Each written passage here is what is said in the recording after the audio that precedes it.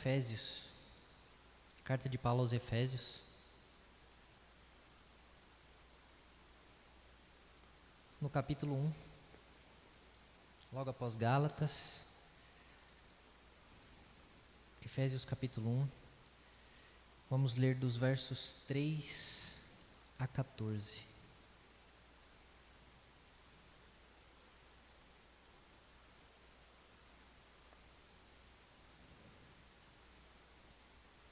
Efésios 1, 3 a 14. Diz assim: Bendito seja o Deus e Pai de nosso Senhor Jesus Cristo, que nos abençoou com todas as bênçãos espirituais nas regiões celestiais em Cristo. Antes da fundação do mundo, Deus nos escolheu nele para sermos santos e irrepreensíveis diante dele em amor.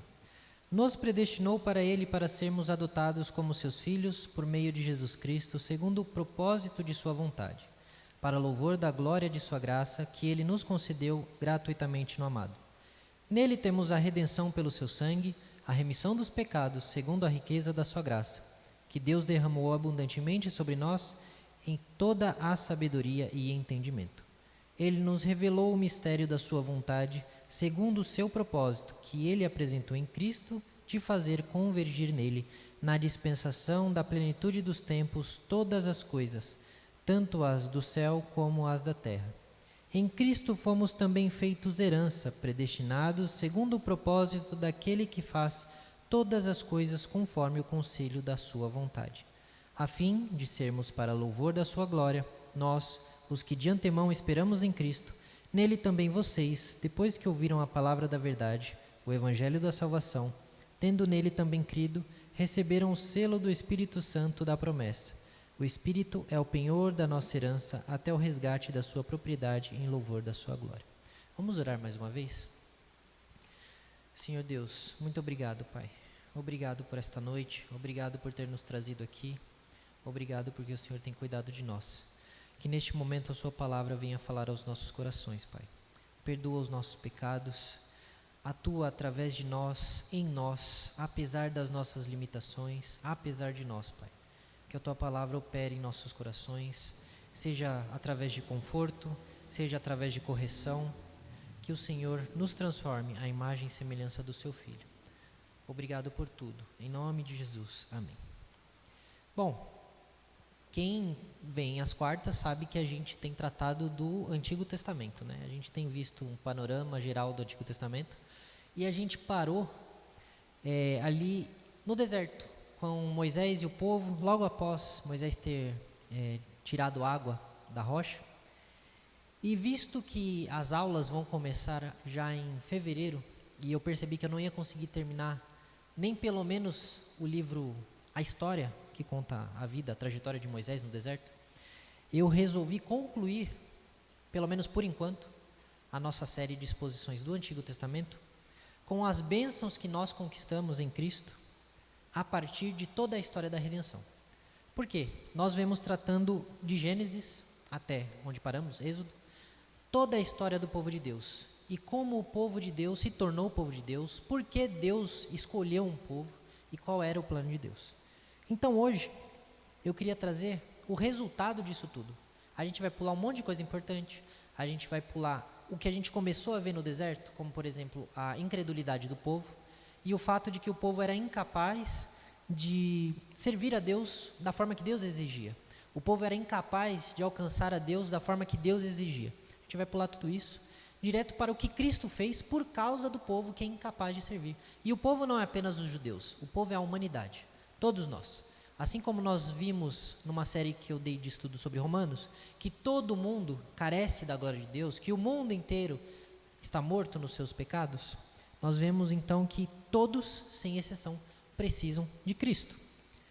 Cristo veio e Cristo veio nos dar bênçãos espirituais. E hoje em dia, muito se fala sobre ter bênção, sobre ser abençoado, sobre o que é, de fato, ser abençoado. E é comum que as promessas e as palavras de expectativas, de bênção e bênção, sejam mais ditas agora, nessa época do ano, no começo, do final para o começo do ano. E esse estudo que eu dei aqui, eu apresentei também lá na igreja de Guareí, e eu lembro que eu dei um exemplo da virada que foi transmitida no SBT. Não sei se os irmãos ficaram sabendo ou se viram. Eu vi um pedaço, não cheguei a ver tudo, mas teve um evento transmitido para todo o Brasil pelo SBT e até para fora do Brasil, chamado Virada Brasil 25. Um evento onde reunia diversos pregadores, diversas bandas, artistas e até, eu não sei agora se é eu acho que é uma companhia de teatro gospel, para organizar um evento, teoricamente um evento cristão. Até aí, nenhum problema. Você pode, e é saudável que você organize eventos, mesmo que seja um entretenimento, mas com princípios cristãos. Até aí, tudo certo. Só que esse evento, ele foi propagado, a propaganda para esse evento, foi a de que nesse evento, o povo veria o porquê ou como Deus abençoou uma nação. Nesse evento, as pessoas iriam profetizar e declarar as bênçãos de Deus para a nação no ano de 2025. E a parte curiosa desse evento evangélico, de grande porte, é que ele teve performance, de novo, com teatro, parecia um circo. Não desmerecendo um circo no sentido de bagunça, mas um circo mesmo, com performances circenses. Teve palestras, teve os shows, mas ele não teve o principal. Isso que nós estamos fazendo, a leitura da palavra de Deus. E a palavra de Deus diz para nós o que de fato é ser abençoado. Eles passaram o evento inteiro para dizer: eu profetizo bênçãos, eu declaro bênçãos, eu trago bênçãos para você, porque o ano de 2025 vai ser isso, diferente de 2024, porque eu creio nisso e creio naquilo. Mas em nenhum momento eles trouxeram a mensagem da parte do Senhor para o nosso ano de 2025. O que diz o Senhor sobre o ano de 2025, sobre o ano de 2024, 2026? O que Ele diz na sua palavra? Eles não falaram. E é verdade, nós somos abençoados. Principalmente nós, como filhos de Deus, nós somos ricamente abençoados todos os dias das nossas vidas. Mas muitas vezes não da forma que as pessoas esperam. As bênçãos que nós temos, que nós recebemos, principalmente se tratam de bênçãos espirituais, de bênçãos sobre a vida eterna, de bênçãos e uma herança que não pode ser corrompida, que começa a ser desfrutada aqui, mas não termina aqui, ela é para a eternidade. E Paulo, ele vai começar o texto que nós lemos, dizendo do porquê. Do porquê não. Aliás, louvando a Deus porque nós somos abençoados. Ele diz que todo louvor deve ser dado a Deus, porque Ele nos abençoou de todas as formas possíveis. E aí, às vezes, a gente pode se perguntar: nossa, mas eu tenho tão pouquinho, eu sou tão humilde, eu mais devo do que tenho algo. Só que até o pouco que nós temos, até aquela migalha, como diz a história com Cristo, que cai da mesa do Senhor, até essa pequena migalha, é Deus que nos concede. E se nós não conseguimos ser gratos a Deus no pouco que nós recebemos, nós não seremos gratos no muito. Porque assim que tivermos o muito, nós nos esqueceremos de Deus. Porque nós estávamos atrás do muito, não do Deus que concede pouco e que concede muito. E a série, e eu sempre falo dela, né? Os irmãos devem até ficar cansados de ouvir, mas a série The Chosen, ela retrata muito bem várias coisas. E uma delas são as orações tradicionais dos judeus. Quem tiver curiosidade, todos os episódios aparece pelo menos um judeu orando, seja os apóstolos, seja o próprio Jesus, sejam os fariseus, e em todas as orações, sem exceção, eles vão começar a oração dizendo: bendito és tu, Senhor, Rei do Universo. Todas as orações nos ensinam que louvar ao Senhor deve ser o princípio da nossa vida, o princípio da nossa bênção. E nunca será demais dizer louvores a Deus. E após louvar a Deus, é que Paulo traz a extensão das bênçãos que nos foram dadas. Deus não nos abençoou com algumas bênçãos. Deus não nos abençoou com muitas bênçãos. Paulo fala que ele nos abençoou com todas as bênçãos. Todas é mais do que muitas. É todas. E Deus, então, nos abençoa de forma completa, de forma plena, de forma que nós, que somos seres humaninhos, degenerados, pecadores, falhos, todos nós, mesmo não merecendo, nós somos inteiramente abençoados com bênçãos espirituais. E é importante dizer que são bênçãos espirituais de que Paulo está falando. Porque Paulo não está preocupado em dizer se eu vou ser abençoado com casa, se eu vou ser abençoado com carro, com iate, com dinheiro, com casamento, com isso, com aquilo. Paulo está preocupado em dizer aquilo que é importante. Deus nos abençoa com carros, Deus nos abençoa com moradia, Deus nos abençoa com roupa, Deus nos abençoa com família, com tudo isso. Grandes são as bênçãos do Senhor, tanto a nós, quanto até aqueles que ignoram a Deus. Mas isso não é o importante, esse não é o foco. Tudo que nós precisamos de verdade, tudo que nós dependemos para a nossa vida espiritual, para a nossa caminhada cristã, para uma vida com Deus, tudo isso já nos foi dado por Jesus. Esse é o fim da nossa história que nós começamos a ver lá em Gênesis. O fim dessa história é que Deus nos abençoou com todas as bênçãos espirituais. Tudo que eu, tudo que nós, tudo que você precisa para andar com Deus, você já recebeu, se de fato você está com Deus.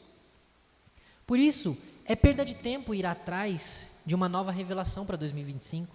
É perda de tempo ir atrás de declarar e profetizar coisas para 2025. Porque você não precisa ir atrás de destravar códigos, de mudar a sua mentalidade para uma vida mais plena. Você precisa aprender a andar com Cristo, andar com Deus, porque se você andar com Cristo, se você andar com Deus, você terá todas as bênçãos espirituais. E aí eu pergunto, nós confiamos na Bíblia? Quando dizemos que a Bíblia é palavra de Deus, nós acreditamos que o que está escrito aqui saiu da boca de Deus e foi registrado pelos escritores? Porque se a Bíblia é o que ela diz ser, palavra de Deus, e sabemos que Deus não mente e não erra, e se ela está dizendo que nós fomos abençoados com todas as bênçãos espirituais possíveis, o que mais eu espero para ir procurar em qualquer outra coisa? Seja em revelações, sejam em palestras, sejam em livros. Por que eu acho que algo me falta que não está dito aqui nas Escrituras? De novo, não é pecado você desejar ter uma vida melhor da que você tem hoje. Mas essa vida melhor não é o que te falta. Deus pode te abençoar com ela, como pode não te abençoar com ela. Um dos palestrantes disse que 2025 seria o melhor ano da vida daqueles que estavam ali assistindo. E o pastor Iago Martins, o pastor Batista, ele fez uma observação muito inteligente. E se naquele ano de 2025, nesse ano, quem estiver ali descobrir um câncer? E se no ano de 2025, quem estiver ali ir à falência? E se no ano de 2025, quem estiver ali morrer? Ou conhecer alguém muito próximo que morrerá? E aí, será que foi 2025 o maior ano da vida dessa pessoa?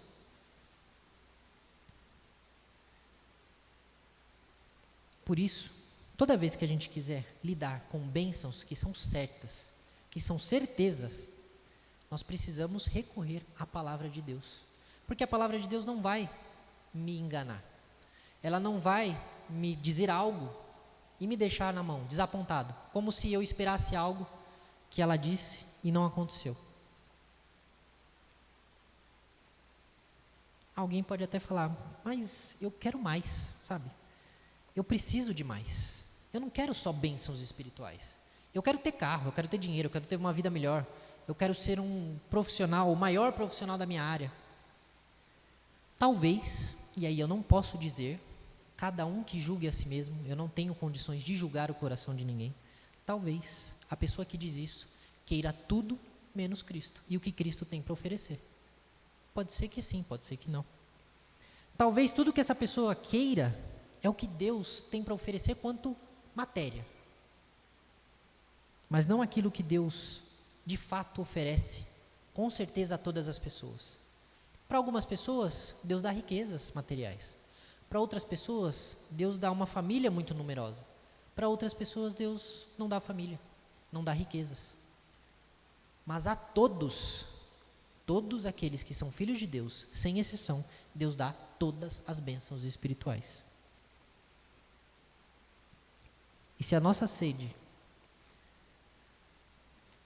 é por mais dessa terra, é por mais dessa vida, talvez isso também seja um reflexo da nossa carnalidade e da nossa falta de fé, e não da insuficiência daquilo que Deus tem para nós. Se achamos que o que Deus já nos deu é pouco, não é porque Deus nos deu pouco. Talvez nós não queiramos aquilo que Deus tem para nós. A gente quer outra coisa. Mas quando foi então que Deus me abençoou dessa forma? Porque eu não vi. Às vezes 2024 foi um ano terrível, 2023 foi terrível, 2020 uma pandemia, 2021 reflexos dessa pandemia, 2020... E aí? Quando foi que Deus me abençoou que eu não vi? Mas Paulo não vai falar só quando. Ele vai ser mais específico. Ele vai dizer que bênção foi essa. Ele vai dizer que antes da fundação do mundo, então não foi ontem, não foi quando você se converteu, não foi na virada do ano, não foi quando você fez a sua lista para o ano seguinte, mas antes da fundação do mundo, Deus já havia nos abençoado. Antes dele dizer haja luz, antes do primeiro pecado crescer no coração do diabo e ele se rebelar contra Deus, Deus já havia nos abençoado com todas as bênçãos espirituais. Porque desde a eternidade Deus nos escolheu. Ele já tinha um propósito para nós. Ele já nos amou desde antes de nós nascermos. Por isso que a Bíblia diz que Ele nos amou com amor eterno. Um amor que não tem fim. Não é só que não tem fim para o futuro, não tem fim nem para o começo. Só que é óbvio, Deus não nos escolheu para que a gente viva uma vida como qualquer outra. E isso tem que ser dito todas as vezes. O óbvio precisa ser dito. Nós não fomos predestinados, como gostamos de dizer, né? Ainda mais nós presbiterianos, nós não fomos predestinados para que fôssemos viver como o mundo vive. Como se nós pudéssemos usar da famosa frase, uma vez salvo, salvo para sempre, para então viver uma vida de pecado. E Deus que se vire para me salvar do jeito que Ele conseguir. Porque se Ele disse que vai me salvar, então Ele vai me salvar. Muito pelo contrário. Paulo diz que Deus nos escolheu nele, ou seja, porque Ele quis, para. E o para denota o motivo, tem uma intenção. Deus não simplesmente escolheu você porque, vamos ver o que vai dar. Foi para um objetivo. Ele vai dizer, para sermos santos e irrepreensíveis. Esse é o objetivo. Para que nós fôssemos diferentes do que foi Adão. Para que nós fôssemos diferentes do que toda a humanidade está sendo longe de Deus. Santos e irrepreensíveis. Isso significa que os escolhidos não são os que fazem pouco caso do arrependimento. Não são aqueles que fazem pouco caso da mudança de vida, porque acham que se eles são escolhidos, eles vão fazer o que for e Deus vai salvar eles no final. Os santos de Deus são aqueles que se rendem diante da majestade e da santidade de Deus, reconhecendo os seus pecados, se colocando de joelhos diante de Deus e dizendo, Senhor, tem misericórdia de mim, tem piedade de mim, eu não mereço, eu sou pobre, eu sou pecador. Pessoas que se quebrantam diante de Deus com o terror da condenação, sabendo que é justo que Deus os condene, e imploram pelo perdão. Os predestinados são aqueles que se arrependem com todas as suas forças, que se arrependem de toda a sua vida sem Deus, de todos os seus atos sem Deus. Porque ao nos escolher para sermos santos e irrepreensíveis, Deus nos escolhe para ser seus filhos, para o louvor da sua glória, para o louvor da sua glória. De graça Ele faz isso. E Deus jamais poderá ser louvado no meio do pecado. Deus jamais poderá ser louvado enquanto eu mantenho uma vida de sonegação de imposto, uma vida de mentira, uma vida, sei lá, eu tenho uma amante.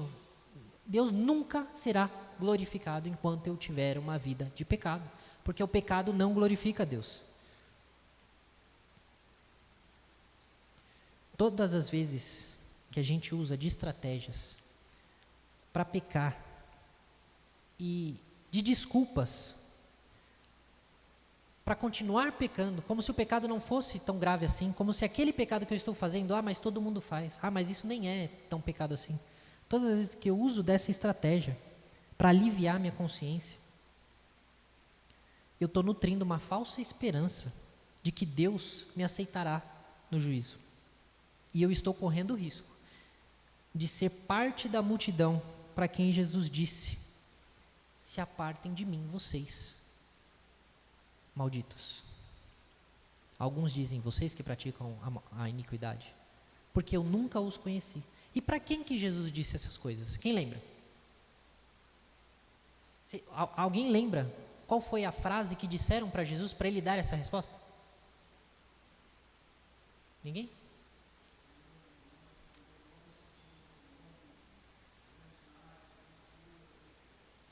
Senhor, Senhor. E eles vão meio que se gabar, né? Às vezes a gente lê, parece que eles estão suplicando, mas às vezes eu tenho a impressão que eles estão se gabando para Deus, mostrando as suas obras. Eles estão dizendo: Senhor, nós não profetizamos em seu nome?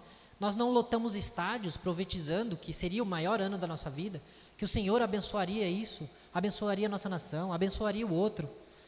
E eles vão dizer: nós não expulsamos demônios. Olha só, que expulsar demônio não é para qualquer um. Quando foi a última vez que você viu alguém expulsando demônio? E eu não estou falando dos demônios fake, né, da Universal, que aparece na TV. Que esses aí a gente tem comprovação até de que são atores, né, contratados. Estou falando de demônio de verdade. Gente que tem uma força sobrenatural. Gente que a voz muda. Tem um relato também do pastor Iago, que ele disse que uma vez ele viu um endemoniado na rua, que ele estava deitado na rua, e ele viu o camarada se levantar, ele estava deitado, assim, sem dobrar joelho, ele se levantou. E ele jura até hoje, ele diz: eu vi com esses meus olhos que a terra há de comer esse homem endemoniado, levantando, não sei como. Que pessoa que expulsa demônio? Não é qualquer pessoa. E essas pessoas aqui estão dizendo para Jesus: Jesus, nós expulsamos demônios. Não somos qualquer um. E não só expulsaram demônios, eles fizeram milagres também. Quem aqui já fez milagre? Francisco, já transformou água em vinho? Não, né? Já? Diversas vezes. Aquele suquinho tangue? Quantas vezes o irmão Fabiano, o irmão Wagner, curaram algum leproso, algum aleijado? Alguma vez? Alguma vez alguém mandou cair fogo do céu e caiu fogo do céu? Alguma vez algum de vocês falou: você vai ser curado, e no mesmo momento a pessoa foi curada? Eles aqui estão falando que fizeram isso, fizeram milagres. E Jesus ainda assim respondeu para eles: se afastem de mim, vocês que praticam a iniquidade. E ele diz mais: eu nunca conheci vocês. As pessoas estão achando que são íntimas de Jesus. As pessoas estão achando que são amigas de Jesus. As pessoas estão achando que estão no centro da vontade de Deus. E Jesus vai virar e vai falar assim: eu nunca nem conheci vocês. Não é que ele não sabe quem eles são, mas ele não tem intimidade alguma com Cristo. Ele não é amigo de Cristo. Uma coisa é eu dizer que eu sei quem é o Pelé, quem foi o Pelé. Outra coisa é eu dizer que eu conheço o Pelé. Aqueles a quem Deus escolhe e que são o alvo de todas as bênçãos de Deus, essas pessoas são santas e Deus os conhece.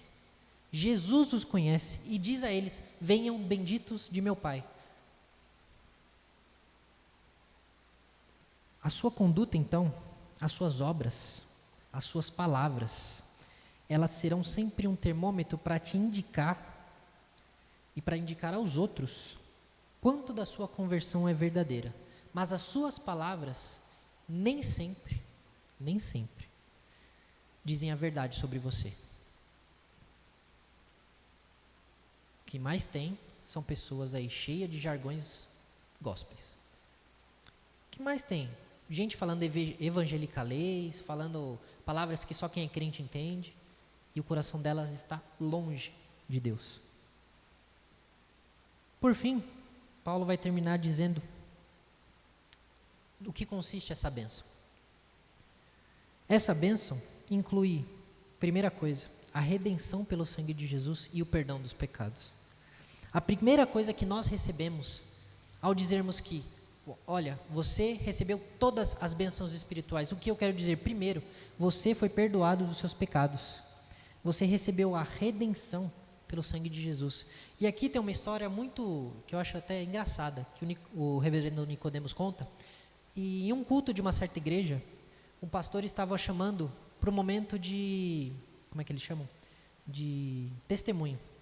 E aí ele chama uma pessoa após a outra, fazer uma fila, e aí um após o outro vai dizendo, olha pastor, nessa semana Deus me abençoou com a cura de uma dor de cabeça que não parava. Os médicos não sabiam o que era, e Deus me curou. Olha pastor, depois da oração que o senhor fez, o meu joanete, sumiu. Pastor, depois da oração que nós fizemos aqui, depois do que nós demos para Deus nesse culto, o Senhor me curou de uma dor de barriga que eu não sei dizer. Certo momento, sobe uma senhorinha e ela vira para o pastor e diz assim, pastor, Deus me salvou. O irmão Fabiano já deve ter ouvido essa história, né? Acho que o Wagner também já deve ter ouvido. O Senhor me salvou, Fabiano. O Senhor salvou a minha vida. Ele me livrou do pecado. Finalmente, eu estou livre do pecado. O pastor vira para ela e fala, glória a Deus, irmã. Mas agora conta a bênção, conta. Como assim? Ela acabou de contar a maior bênção que nós recebemos do nosso Deus. E o pastor, mas e a bênção?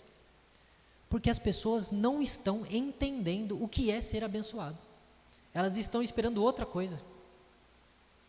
E a principal bênção que Deus nos deu foi justamente o perdão dos pecados. Mas não parou por aí. Deus também deu o mistério da sua vontade. Ou seja, o plano da sua salvação. Ele fez com que a gente conhecesse qual era a sua vontade.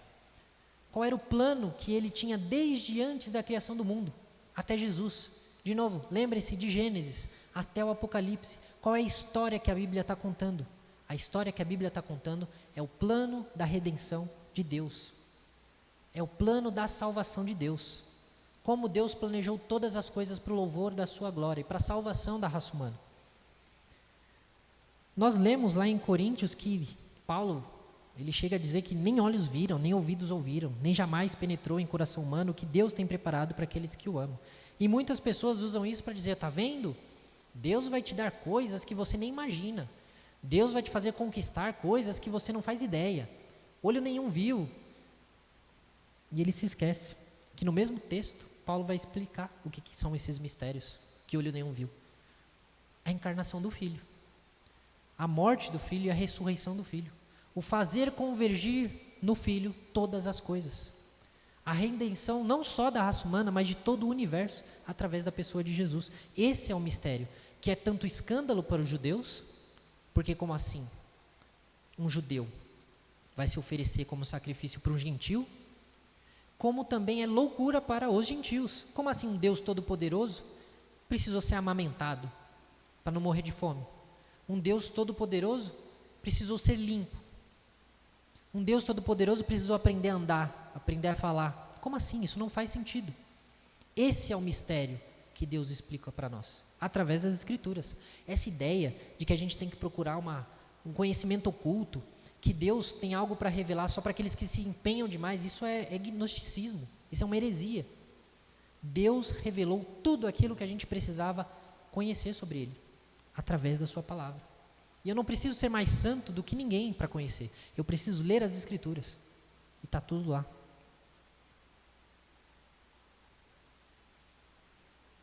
Tá, mas isso é mistério por quê? Às vezes a gente se pergunta, como é que Deus continua esperando? Por que Deus não acaba com tudo?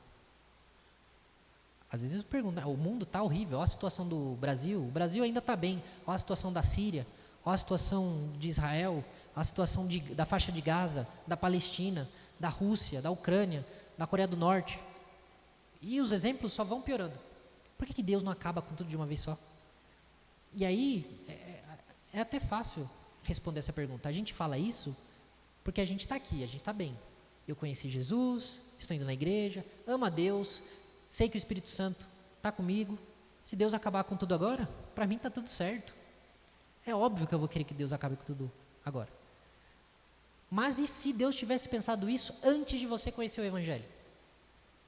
E se Deus tivesse agido assim antes de você conhecer a verdade? Aí não ia estar tudo bem. É por isso que Deus ainda não acabou com tudo. Porque os planos dele não estão centrados em nós.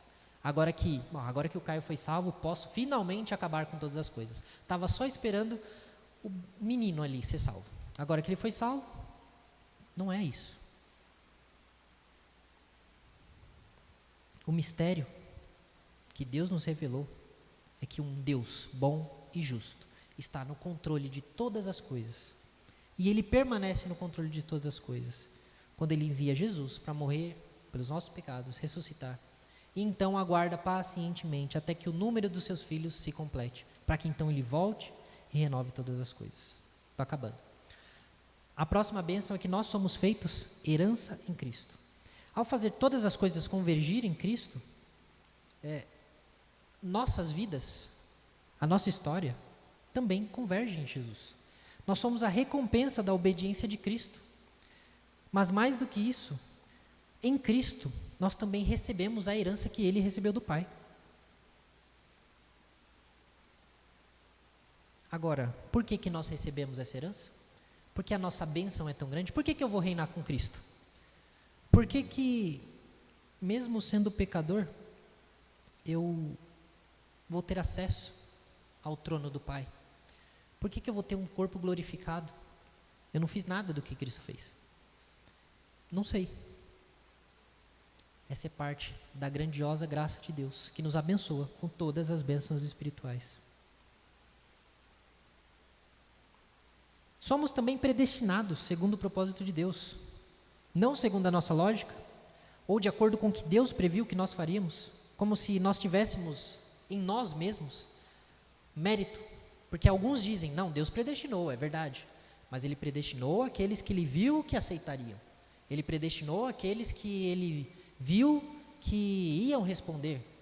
Então Ele só previu algo que era mérito da pessoa, então já não é graça. Não, Deus não viu nada em nós.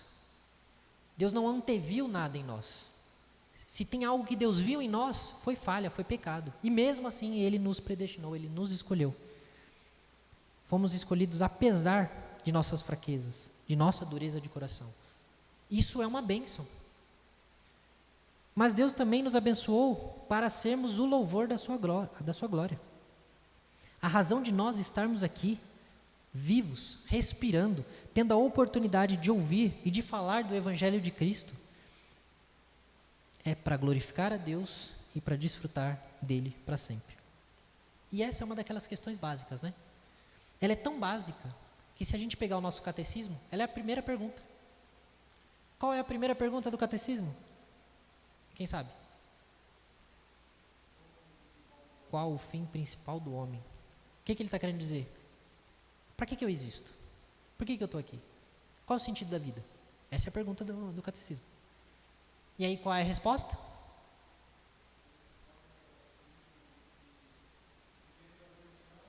Desfrutá-lo, gozá-lo. Isso. O objetivo de vida de todas as pessoas, salvos e não salvos, é que uns cumprem e outros não. Mas o objetivo de vida da raça humana é glorificar a Deus e desfrutá-lo para sempre. O objetivo de todo o universo é glorificar a Deus e desfrutá-lo para sempre. Não à toa as Escrituras dizem que os animais louvam a Deus. Porque o objetivo de todas as coisas é louvar a Deus, glorificar a Deus e desfrutá-lo para sempre. Infelizmente, nós vemos isso se perdendo. Nós vemos o catecismo não como algo central e importante, mas nós vemos que ele, estando perdido em nosso meio, já não se fala mais disso, já não se ensina mais isso, na classe de novos membros, por exemplo, que as pessoas não sabem mais coisas básicas como essa. Porque o catecismo ele não é a verdade, ele não é a palavra de Deus, mas ele está apontando para a verdade. Então, se eu quiser saber o que a Bíblia diz sobre um assunto específico, o catecismo serve para isso, para apontar. E ele traz a referência. Você vai ver isso no texto tal e no texto tal. É para isso que serve. Mas hoje em dia parece que se a gente fala de catecismo, de catequese, a gente está falando de catolicismo romano. Por questões de preconceito, a gente vai perdendo coisas importantes. Por isso que muitos jovens hoje não sabem a pergunta mais importante da nossa vida, que é: por que eu estou aqui?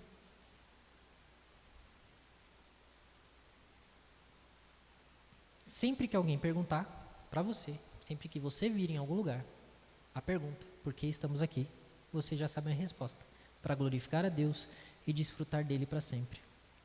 Agora, as ricas bênçãos de Deus que são derramadas sobre nós, aquelas bênçãos que eu descrevi até agora, só vão nos satisfazer se o nosso desejo, se o nosso amor for para com Deus. Se por acaso você, nós amarmos qualquer coisa mais do que nós amamos a Deus, desejarmos qualquer coisa mais do que nós desejamos a Deus, tudo isso aqui vai parecer pouco, vai ser fútil. Você vai virar para alguém e vai falar: o objetivo de Deus é glorificar, o objetivo da gente é glorificar a Deus e desfrutar para sempre. A pessoa vai falar: que resposta ruim, né? Eu sou capaz de enumerar respostas muito melhores do que essa, porque a pessoa não está preocupada com Deus, ela não quer saber de Deus, ela não ama Deus, ela não quer Deus. É lógico que para ela essa resposta não vai satisfazer, mas para nós que temos o Espírito Santo, essa palavra do versículo 12, ela vai ser tudo o que a gente quer, tudo o que a gente deseja, tudo o que a gente espera. A nossa vida será em favor disso, de glorificar a Deus e desfrutá-lo para sempre. E a última bênção espiritual descrita aqui é o selo do Espírito Santo. Porque quando nós cremos em Cristo, Paulo vai dizer que depois de ouvir o Evangelho, nós fomos marcados pelo Espírito. E nós vamos ver também no Apocalipse duas situações em que selo aparece. Uma para marcar os filhos de Deus e outra para marcar os adoradores da besta. No mundo antigo, a gente sabe que os selos, eles eram importantes para destinar uma carta até um endereço, mas mais do que isso, para identificar aquele que escreveu a carta. Até pouco tempo atrás ainda se utilizava cartas e selos, né? Mas na época de Paulo isso era mais importante, porque junto com o selo vinha a marca de quem mandava a carta. E o selo era a prova e a garantia de que aquela carta chegaria até o seu destino. Quando a Bíblia diz que nós fomos selados com o Espírito Santo, ou pelo Espírito Santo, e que ele é o penhor da nossa salvação, penhor é justamente garantia. Ele está dizendo: a sua salvação está garantida. A sua bênção é que você não precisa se preocupar se você vai dar certo ou não, porque Deus está garantindo que você vai chegar até o final. A sua bênção é tão grande que você não precisa se preocupar. Hoje eu estou salvo, hoje eu não estou. Hoje Deus está de bem comigo, mas amanhã não. Porque Deus que está garantindo a sua salvação. De novo, se Ele te salva apesar de você, então a sua salvação é apesar de você.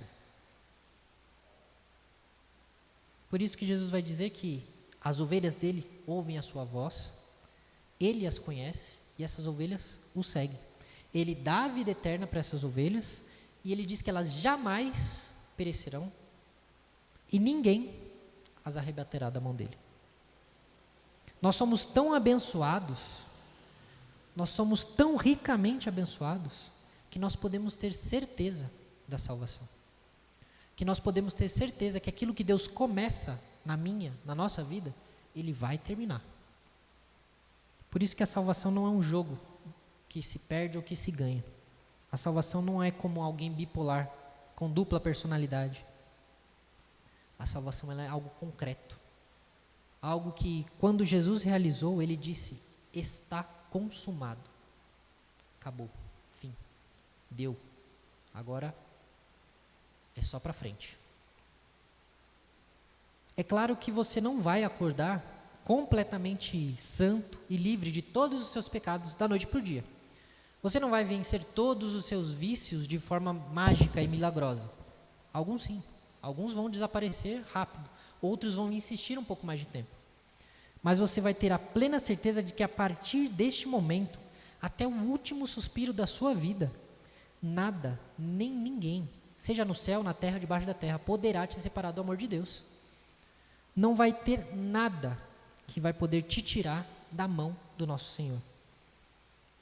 Porque é Ele mesmo, é o próprio Deus que opera no nosso coração, na nossa vida, tanto o querer quanto o realizar da sua obra. E que bênção é maior do que essa, de receber o perdão dos pecados e de ter a garantia de que esse perdão é definitivo e é eterno. Porque o Deus que te ama, o Deus que me ama, Ele não dorme, Ele nos protege, Ele não falha e nem nos abandona. Ele é a garantia da nossa salvação. Não as nossas obras, não a liturgia impecável, não as nossas ofertas, não o quanto a gente espera do próximo ano, mas Deus é a garantia da nossa salvação. Por isso, já que o nosso panorama do Antigo Testamento vai ficar em stand-by aí, não sei até quando, e a gente vai continuando com o tempo, a gente precisa lembrar, aonde vai dar essa história que a gente estava vendo com Moisés? Ela vai dar aqui, nas bênçãos que nós conseguimos por causa de Cristo, nas bênçãos que Deus nos deu por causa de Cristo. Por isso, primeiro ponto de aplicação, louvem a Deus, seja no muito, seja no pouco, sempre agradeça a Deus. Comece as suas orações com bendito és tu, Senhor, Rei do universo, ou da forma que você preferir, louvado seja Deus, grande é o Senhor, louve a Deus, não importa as palavras, não importa a forma não é importante, o importante é louvar a Deus. Nunca será demais louvar a Deus, porque tudo que Ele te der, tudo que você é, tudo que você tem, é graça de Deus. Segunda coisa, você não precisa profetizar algo novo, você não precisa buscar revelações novas. Todas as bênçãos que você precisa para o próximo ano, para esse ano, para o ano seguinte, tudo que você precisa para andar com Deus, que é o mais importante, tudo isso você já recebeu, se você de fato tem Cristo contigo. Você já recebeu tudo. Não quer dizer que vai ser fácil, não quer dizer que você não vai ter que ter disciplina, não à toa nós chamamos a oração, o jejum, de disciplinas espirituais. Requer um esforço, mas você já tem essas coisas à sua disposição. Terceiro, as bênçãos de Deus já são suas, se você é um filho ou uma filha dele. E isso desde antes de Gênesis 1. Não precisa ficar esperando que Deus te abençoe mais. De novo, não estou dizendo que você não tenha que pedir bênçãos a Deus. Nós temos diversas parábolas de Jesus dizendo como nós temos que insistir na oração. Como Deus ouve aqueles que se ajoelham diante dele e pedem, pedem e pedem. E Deus então em bondade concede. Deus se agrada que nós entreguemos a Ele as orações. Por exemplo, se você tem um filho, uma filha, um parente que não está entregue a Cristo ainda, insista até o último dia da sua vida. A não ser que Deus deixe muito claro.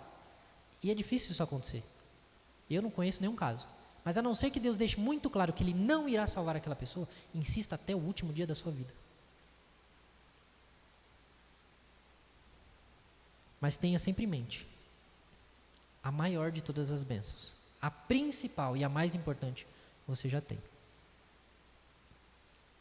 Quarto ponto é que Deus te abençoou ao mesmo tempo que te chamou para uma vida santa. Não tente então ter as bênçãos de Deus à parte de uma vida santa, porque isso é impossível. Uma hora você vai ter que escolher se você vai andar com Deus ou se você vai andar segundo as suas próprias pernas. E você não terá o melhor dos dois mundos. Quinto ponto, de todas as bênçãos da sua vida, nunca se esqueça da maior delas, a salvação. Tenha sempre isso em vista. Se a salvação, se você tiver o conhecimento de que a salvação é a maior das suas bênçãos e que ela já foi lhe dada, nada nada irá tirar a sua paz. Porque você pode perder tudo, mas não aquilo que Deus te deu, que é eterno. E se você tem essa consciência de que, mesmo que você perca tudo, aquilo que importa você terá para sempre, então, como dizem por aí, nada vai te abalar. Você permanecerá em paz, ainda que em sofrimento, ainda que em dor, você permanecerá em paz. Sexto, o nosso catecismo diz que nosso objetivo de existência é glorificar a Deus e desfrutá-lo para sempre. Lembre-se disso. Lembre-se sempre disso. O seu objetivo de vida é glorificar a Deus e desfrutá-lo para sempre. Sempre que você for fazer alguma coisa, começar um projeto, não importa. O seu objetivo é glorificar a Deus e desfrutá-lo para sempre. E por último, o Espírito Santo vai nos fazer chegar até os braços do Pai, porque Ele não perde nenhum dos que são seus. Então, se por algum acaso a salvação é algo que me aflige, porque eu não sei se eu estou salvo, não sei se serei salvo, porque eu tenho altos e baixos na caminhada, lembre-se que o Espírito Santo ele não falha, que Deus não falha, que a sua salvação não depende do quanto você quer, do quanto você corre, ela depende de Deus usar a sua misericórdia. E se Ele usar a sua misericórdia com você, Ele não vai parar o trabalho no meio, porque Ele é fiel e justo para concluir tudo aquilo que Ele começou, inclusive a sua salvação. Amém? Vamos terminar, então,